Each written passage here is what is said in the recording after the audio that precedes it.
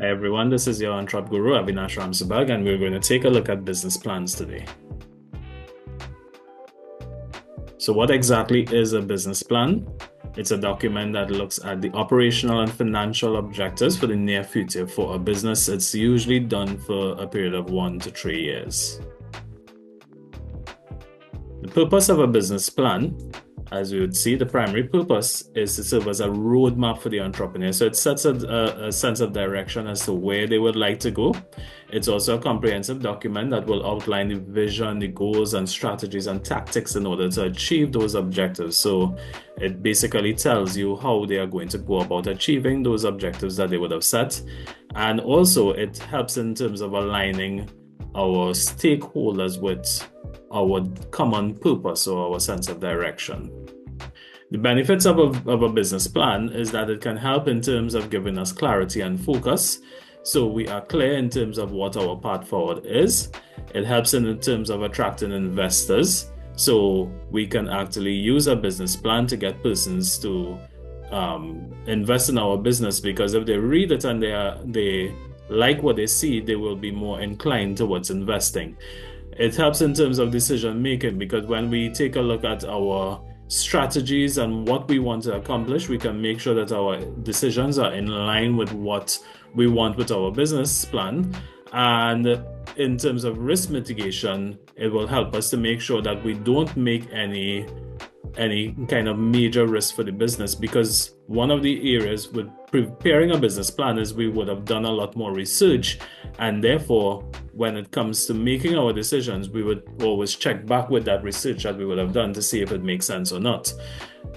It also serves as a communication tool, so we can communicate with our stakeholders and let them know what this business is about and where they would like to go. So we take a look at the key elements of a business plan, and the first area is your executive summary. Now, an executive summary is very important because what it is, it's a summary of what is really in the business plan. And it really is an area that once someone is reading that business plan, it's supposed to attract them to continue reading that business plan. And in that case, you must ensure that the executive summary is clear and concise and compelling, would make you want to read. And it must be written after you have completed the business plan. In that case, because it is a summary, it must be done after everything so that you will have the information in order to summarize. Just a piece of advice, keep it to 1 page. The business description is the next area, and the major areas that you would want to make sure that are there are the name and location of the business, the nature of the business and the product itself, so you would want to know what type of business that we are into, the legal structure of the business, are we a sole trader, are we a partnership, what exactly are we, what type of venture are we exactly? What are the objectives and mission statements? So what exactly, where do you see yourself in the future? Right? That's vision. What's the purpose of the business, which is the mission? We would also take a look at objectives and making sure that these objectives are smart in order to accomplish our mission and eventually our vision. The product or service, what exactly are we going to be providing and what will set us apart from our competitors? And also this last one is very important. Are there any regulations affecting the product itself or the supply of the product? Because these are things that can hamper your business or it can push for your business, depending. In terms of management, we are looking at, do we have the right people for our business? And some of the things that we would take a look at, who exactly is on our team, what the major people do we have, and what are their qualifications, responsibilities, for example, persons that you may have in production, marketing, or accounting, in terms of management areas and stuff like that. If you do not have people already in those positions, you should outline exactly what positions would your business have and what would be the ideal person to fit that position, and also by when should you have them. In addition, we would want to indicate if there are any labor shortages, how would we overcome them? Marketing is our next area, and we will have to conduct a market analysis. In this case, now we will take a look at market research. So we're going to present findings that we would have done from market research. Now, why is market research important is that it will give you key information in order to make proper decisions for this business plan. So it will help in terms of developing that competitor analysis. So you would be able to analyze your competitors and determine what are their strengths and areas for development. And based on that, now you can determine what will give you a source of competitive advantage over them. You would take a look at your target audience. And in this case now, you will have to take a look at the features or the characteristics of that market itself. And then based on that, you can determine things such as your product place, price, and your promotional strategies. And talking about price too, marketing analysis will help you in terms of determining that pricing strategy that you are going to pursue. We also take a look at our operational plan, and this is taking a look at what is going on in your business on a day-to-day basis. So we would want to take a look at your production and distribution. How are you going to engage in that? Where are you going to get resources from? So what are your major resources that you would need?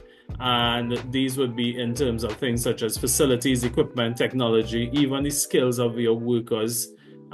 These are things that you would want to make sure that you understand where and how are you going to get those resources.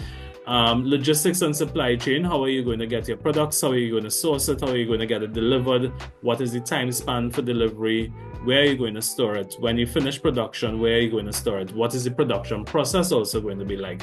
All of those things you would try to cover under your operational plan. We move on to our financial plan. And there are a few areas under this. So we would take a look at our revenue forecast. So exactly where do we see ourselves in terms of revenue? Where is our streams of revenue coming from? What are our cash flow projections going to be like? So what are our expected inflows and outflows? Now, based on these two, then it will be very important then that we present our projected financial statements. And for those of you who may not be sure, those projected financial statements are our projected statement of comprehensive income, projected statement of financial position, and projected cash flow statements. In addition, some very important areas that may help would be your break-even analysis. Now, based on your break-even analysis, it will help you determine that point at which you can start making a profit. So it can help then in terms of determining how much you can produce in order to make profits. And also you can target your profit level too, based on this. We also take a look at our funding requirements. And in this case here, what exactly do we need to start up our business?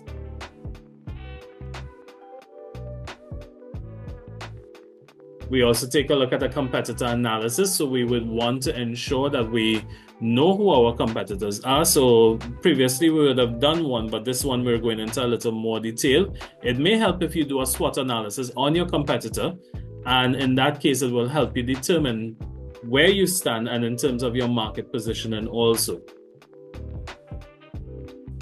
The last area would be your bibliography and your appendices. And in that case here, you should provide any kind of supporting evidence. So in that case, any references that you would have used in order to develop your business plan, you should put that in. And also any supporting documents that you have, for example, information from your market research, should go into this area. Now that's it for business plans. Please let me know if there are any questions, and I will ensure that I answer them. Otherwise, don't forget to like and subscribe the Entrep Guru. This is Avinash Ramsabag. Take care.